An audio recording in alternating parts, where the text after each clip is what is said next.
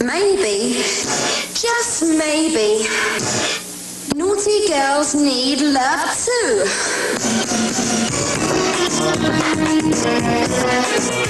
Hello, everybody. My name is Roberta.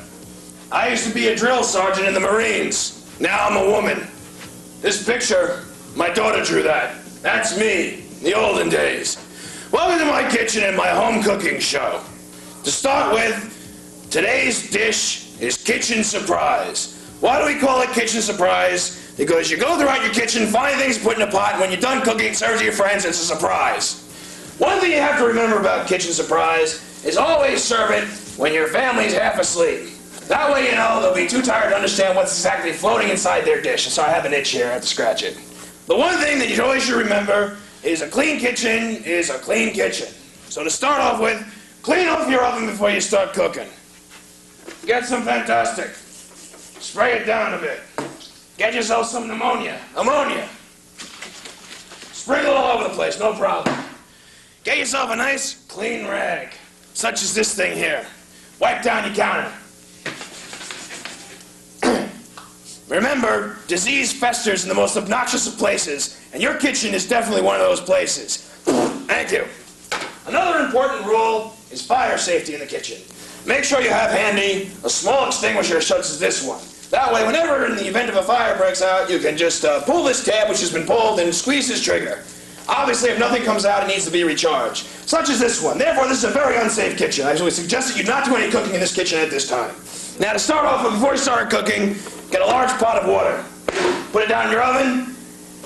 Set your oven on warp drive, or 400 degrees, whatever comes first. And before you start handling any of your food, again, cleanliness comes in once more.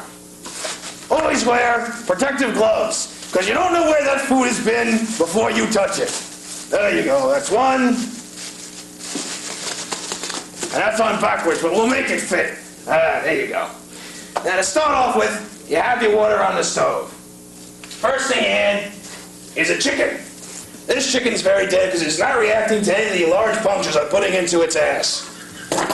You pull the chicken out, make sure it has no head. Then that way you know it's definitely dead. Take it, put it in there. Might as well give your food some head. Give it some head. Put it in there. Find the largest and most gross bug you can find in your kitchen, like this one. Make sure it's still alive, because the fresher, the better they taste. Kill it. Next thing you gotta do is weigh it. Weigh the little sucker. Make sure, oh, hang on, play with my balls. Make sure this bug doesn't weigh a whole lot, because you need plenty of room later on for the surprise. Put it in there.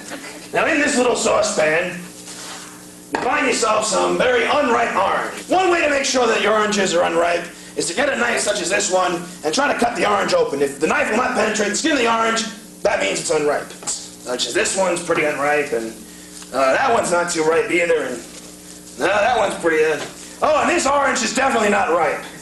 Well, you put those oranges in there, and you mash them up. You mash it up, oh, wonderful. Into a nice, gooey, disgusting-looking paste. Then we move over here and add in some other extra ingredients that we're not going to talk about on public TV. Get yourself a rotten egg, such as this one here, and crack it open and put it into your sauce. I said crack it open and put in. There you go. That's good.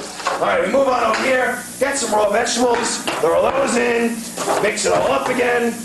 And what you got here is divine yet pasty sauce that can not only add flavor to your chicken surprise, but also be used as a night mask to take care of acne and other such disgusting things. Other things you're going to need for this dish is one live frog, such as this one. Take the live frog, kill it, put it in there, put it in there. Then go down to Chinatown and find yourself one of the puny little lobsters they won't sell to anybody. Another thing you have to understand is that when you go down to Chinatown, be careful of those small Orientals who will try to steal your wallet. I saw that in America's Most Wanted. Don't kill this just yet. Just torture it a bit and then throw it into a pot of boiling water. Put it in there. Last time around, we got ourselves a live bug. The next live ingredient necessary is a small mouse. Last but not least, another thing you're going to need is I'm running out of things to use. Oh, well, you have a cheese grater here. Yes, with a cigarette. Use your cheese grater to grate. Cigarette. Grate, what should I grate? Cigarette. I'll grate my cigarette. That always knocks them out at the dinner table. And not only that, if they have worms in their intestinal tract, tobacco is a good, surefire way to get rid of them. You grate some of that, bits of your fingernails too, tastes great. Put it all in, put it in there.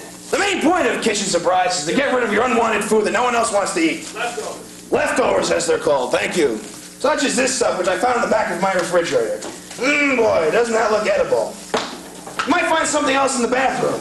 I have no idea what this is, but when Bobby was through using the bathroom, this is all over the toilet. Put it in there. And lastly, you found this crash landed in my neighbor's yard from an asteroid.